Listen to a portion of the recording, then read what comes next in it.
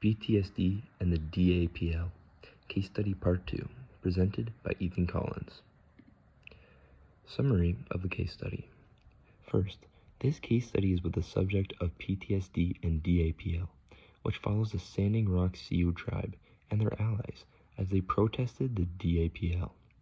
This protest began due to the DAPL, also known as the Dakota Access Pipeline, because they proposed the construction of a pipeline which had the intent to transfer oil from Dakota to Illinois, which had become a major issue, as this pipeline's route was located near the land of the Standing Rock Sioux tribe and would risk causing major environmental harm to their environment as well as cultural damages to the tribe. Ultimately, these cultural damages did occur to the Standing Rock Sioux tribe, as they were eventually forced to end their protest in the year 2017. The main victims of these events would be the protesters and water protectors who were treated terribly in the situation that unfolded and were harmed physically, emotionally, as well as mentally. Being harmed mentally refers to the fact that several indigenous peoples who took place in these protests have become victims to post-traumatic stress disorder, better known as PTSD, which occurs due to the victim's past trauma. The trauma these people endured came from the U.S. police forces as well as U.S. Army forces, who inflicted physical pain on these protesters to encourage them to stop their protesting and end it, which became the lead reason for why PTSD developed in these people. But it also occurred thanks to the violent sounds and atmosphere these people endured during that fight. Now, I will present a brief timeline of this case just to clarify the summary. This case began in 2014 when the DAPL decided to propose construction on Standing Rock grounds. In 2017, the Standing Rock peoples and allies protested the DAPL and the pipeline. Many legal actions are taken and lawsuits have been filed against the DAPL. Then we go to the year 2017. Donald Trump inflicts some political damage against the Standing Rock tribe, and thanks to that, the DAPL wins the dispute and the protesters' fight comes to an end. Now, I'll talk about the stakeholders of this case study.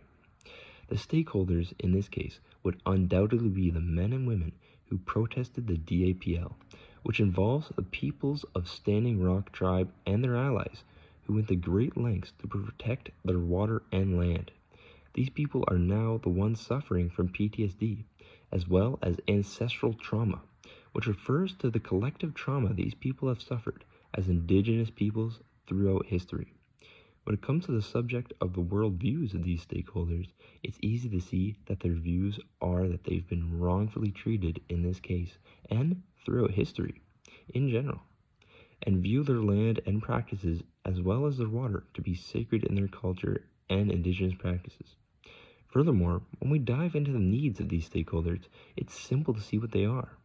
They are people who seek respect and care from the world as they've been mistreated multiple times and continue to have to fight for their rights when it's something that they shouldn't need to fight for. Their needs also include to help those who've experienced major trauma and suffer from PTSD, as professional help can go a long way in solving these issues when it comes to the damage that they have endured. Here, I'd like to present the causes of PTSD, which shows that 70% of the causes of PTSD results from physical assault, something that most of the indigenous peoples that took place in these protests have suffered, which goes to show why PTSD has become such a major factor in these people's lives. Now, I'll speak as the project manager, myself. I, Ethan Collins, as the project manager of this case, bring knowledges and skills to the table that I believe can be in good use for this situation. These skills and knowledges include an in-depth understanding of technology and internet services, which allows me to reach out to others who are willing to lend their support for those who've been affected by these traumas and continue to be mistreated and unheard. Furthermore, thanks to Trent University, I've gained a multitude of knowledge and teachings that can be of service, such as indigenous knowledges that I've gained throughout this course that allow me to better understand the situation at hand and helps me to evaluate and find an outcome of which can benefit the stakeholders.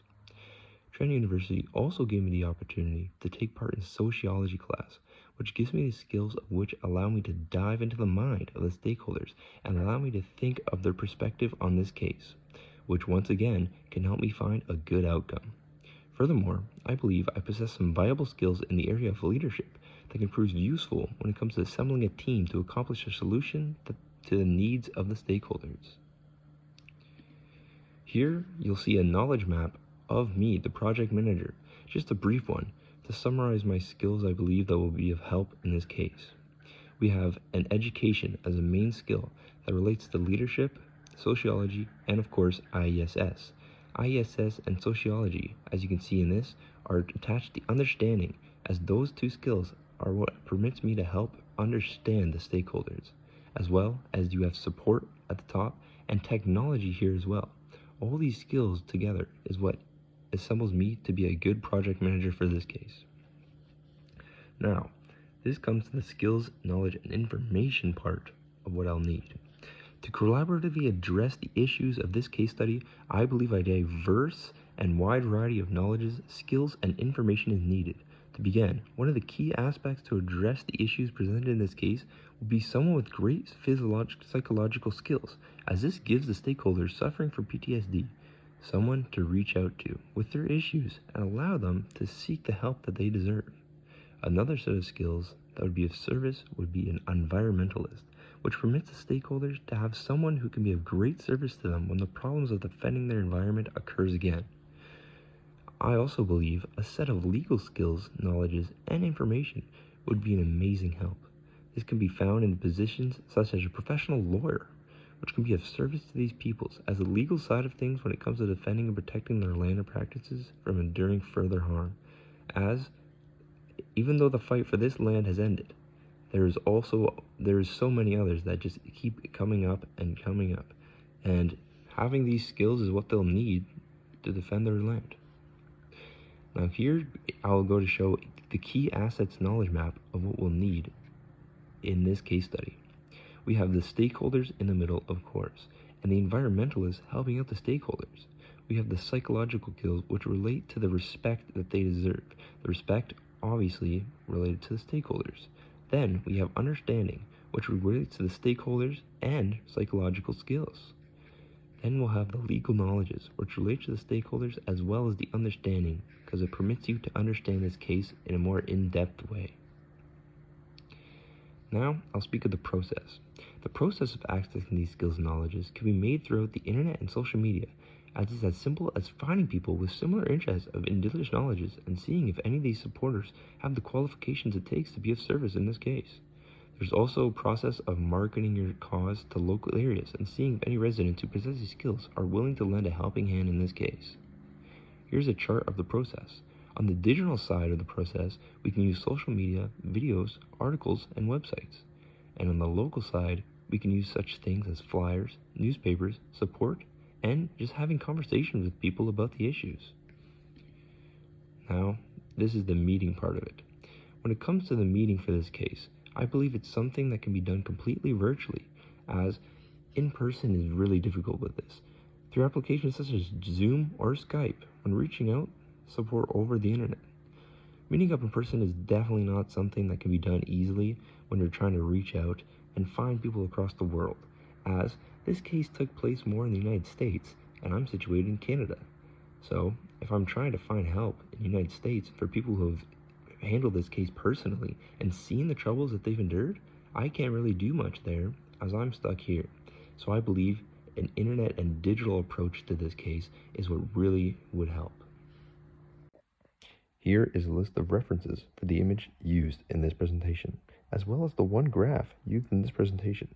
You're unable to click on it from this video format, but I left the link in the description of this YouTube video, so feel free to check that out if you want to check out my references.